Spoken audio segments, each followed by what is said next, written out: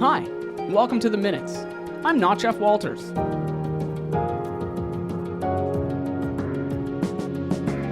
Hey everyone, I'm Stephanie Reid. Jeff Walters is off on a well-deserved vacation and will return for our next episode. Thanks for listening today. It's great to have you along on The Minutes for the week of June 17th, 2024. This is a City of Thunder Bay podcast. On this episode, we'll run down what happened at this week's City Council meeting and speak to Jonathan Paske about an amendment to the new paid parking policy that was proposed after citizens and businesses voiced some opposition to portions of the policy. But first, Council started their evening with the Thunder Bay Community Economic Development Commission's annual general meeting, where the annual report and financial statements were received. The meeting also included the appointment of auditors and officers, as well as the approval of changes to the CDC's bylaws. Then we moved to the public meeting, where Council approved zoning amendments for the proposed central library at 1000 Fort William Road and a rural residential lot at the dead end of Balsam Street.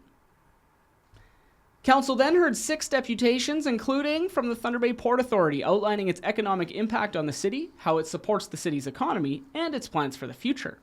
The Friends of Waverly Park also made a deputation to Council outlining events slated to take place this coming weekend, celebrating the park's 150th anniversary. The group also encouraged Council to budget for repairs to the currently non-operational Hogarth Fountain. The fountain is more than 230 years old and needs major work.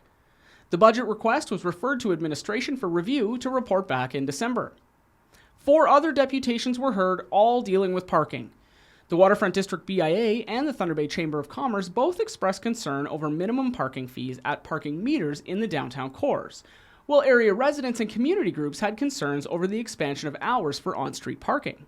We'll hear more about parking when Jonathan Paske, the Supervisor of Municipal Parking Services, joins me in just a few minutes. Council heard on Monday about some suggested updates to the urban design guidelines. These guidelines are used to help city staff when evaluating building projects by including design practices into neighborhoods and developments.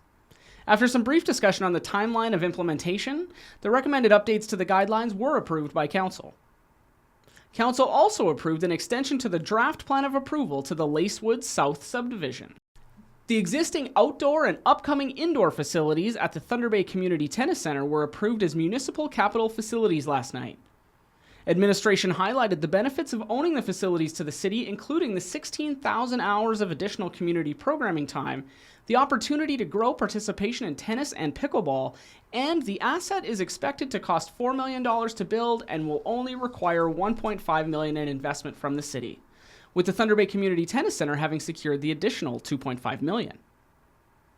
Council received the updated Mama Way Growing Together strategic plan last night for information.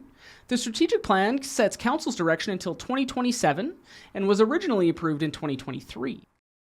Council also approved an updated records management policy. This policy governs how the city manages its paper and its digital records. Administration had been asked to provide a report outlining the cost of a central library location in mid-2023. That report was originally due back on June 24th. Administration requested a short extension to be able to include some new information, and that report is now due back on July 22nd.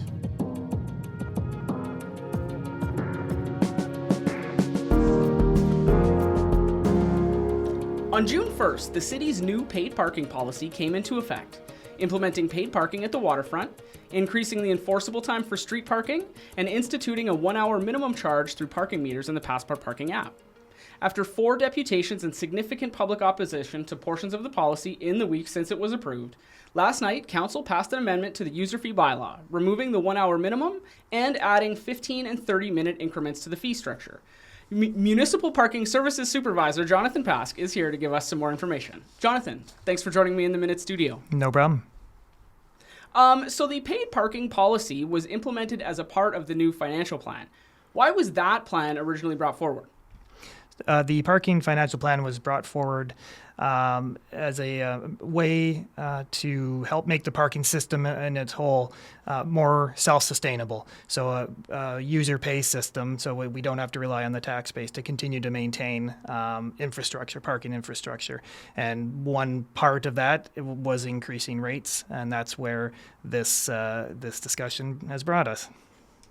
Obviously, we've heard some opposition. So businesses and the public were opposed to some of the changes that have been brought forward.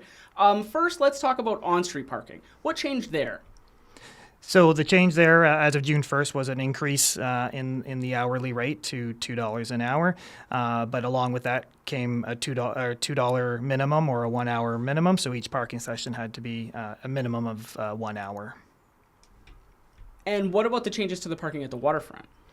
Waterfront, we introduced the same rates in most areas of the waterfront, the $2 per hour, with the exception of the Market Square lot, which is the lot right in the middle of the park, which had a $3 per hour rate.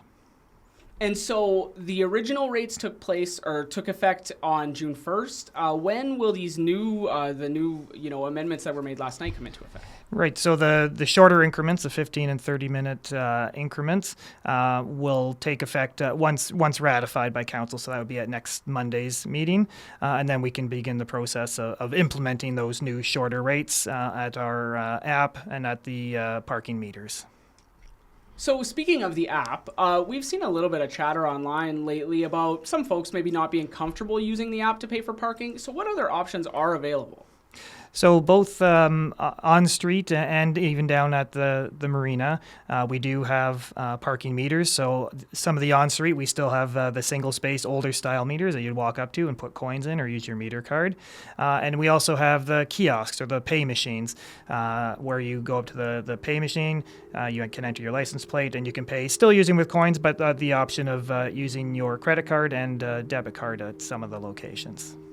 So all kinds of convenient options, really, however you... Yeah, there's multiple options to kind of fit everyone's lifestyle. Perfect. Is there anything that we didn't cover that you'd like folks to know? Just that these shorter increments, we think will offer more flexibility to parkers and hopefully help out the businesses for those that just need to make a short-term stop. Awesome. Thanks, Jonathan. Jonathan Paske is the Supervisor of Municipal Parking Services. He joined me here in the Minute Studio. A big thanks for listening to me on the Minutes this week. Do not fear, Jeff will return on our next episode. In the meantime, if you want more information about City Council, agendas, or minutes, visit thunderbay.ca/council. And if you want to listen to past episodes or maybe provide some feedback, visit thunderbay.ca/theminutes. Remember, you can find the Minutes wherever you get your podcasts, and you can also find us on YouTube and on our website. Again, that's thunderbay.ca/theminutes. I'm Stephanie Reid. Thanks for listening to me this week. I promise Jeff will be back next week. Have a great day.